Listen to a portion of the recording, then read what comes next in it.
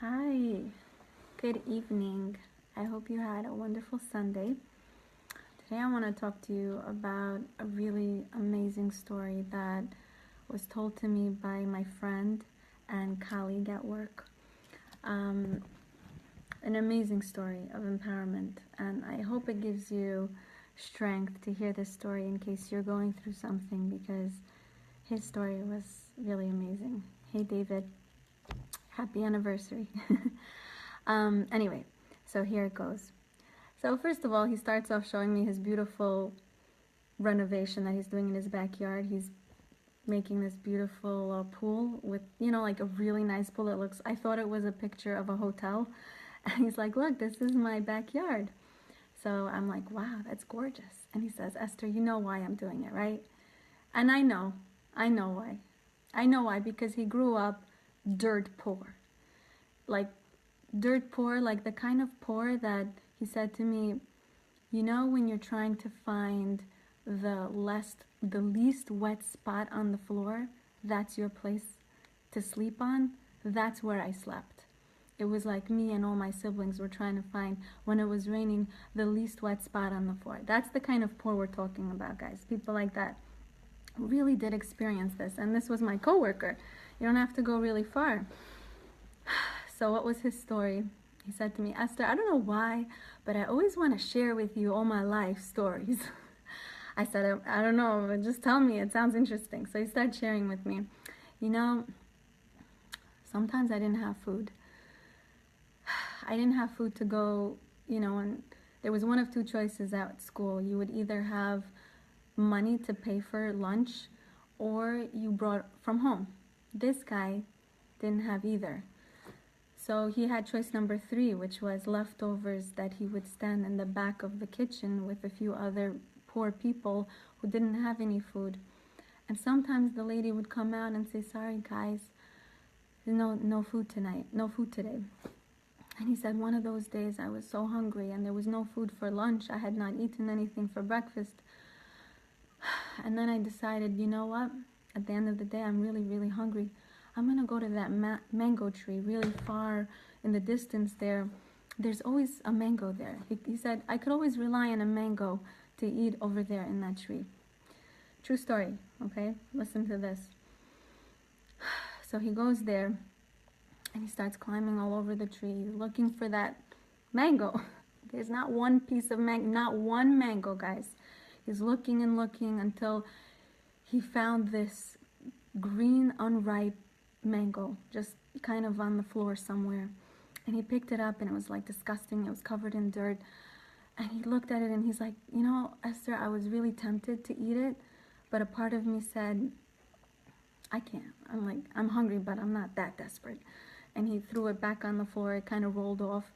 And he continued climbing and looking. At this point, he started to feel really, really weak, because the fatigue and the lack of sugar in his body was getting to him. He said, at that point I realized I'm going to pass out. And he said this feeling overcame him, like, oh my God, I'm going to die here, because no one knows I'm here and no one's going to think to look for me here. I'm just going to die in this place, in this ditch with this tree. And he said, I have to find, to himself, he's saying, I have to find this mango.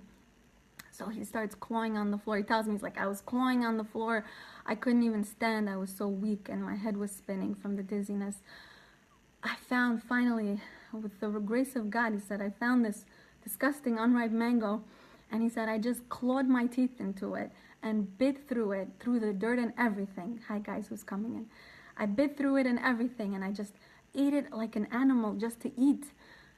And then I felt like I was myself again a little bit, because I had some sugar in me. I was like, wow, you saved your own life. That's pretty empowering. Guys, he didn't have anything really to live for by the standards of what we live for, right? Nobody in his life loved him. His mom left him when he was a kid. His father didn't care about him, so much so that he didn't care to even provide food for him. I mean, he had other kids, like step-kids, and he would provide for these kids. This kid who I'm describing, he was so smart, but he was brought into a world that was given so little. And yet, even though he didn't have a pen to go to class with, even though he didn't have underwear until he was 13 years old, guys, even though these are true things about this wonderful person who I work with, even though he didn't have any of these things, what did he have? He had determination. And I asked him, what could you describe yourself in one word? He said, no one ever asked me that. If I would describe myself in one word, I would say determination. Why?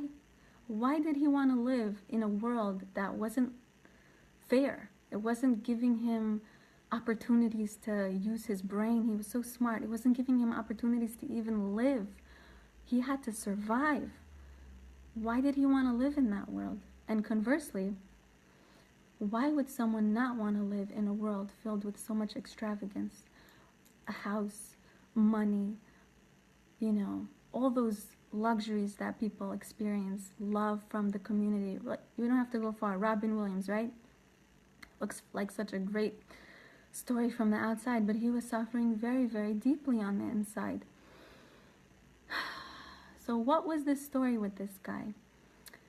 The story was, even though, this is my takeaway, even though he didn't have what to live for by the standards that many of us use about what is life valuable for, he understood that life itself, just by itself, had its own value. And if each of us could take that away with us, we could understand that sometimes you have to claw through.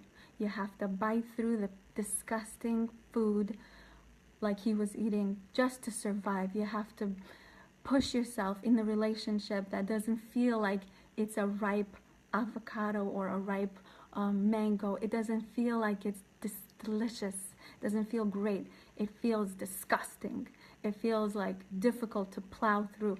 But for survival, for moving forward, to understand that this is not the end all and be all, this is just part of the path. You understand? He understood that. This isn't his life. He understood that. By the grace of God and kind people and his own determination, he was able to get out of that difficult life of poverty, of lack of education, of lack of support.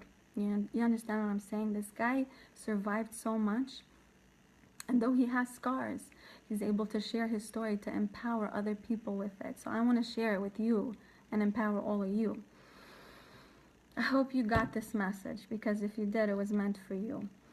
And I want to end with this. I wrote this quote. You should never think that something is worthless. This is actually in this book. You should never think that something is useless. If you looked at that unripe mango, I keep saying avocado. If you look at that unripe mango, you would think it has no purpose in life. But its purpose really was so powerful.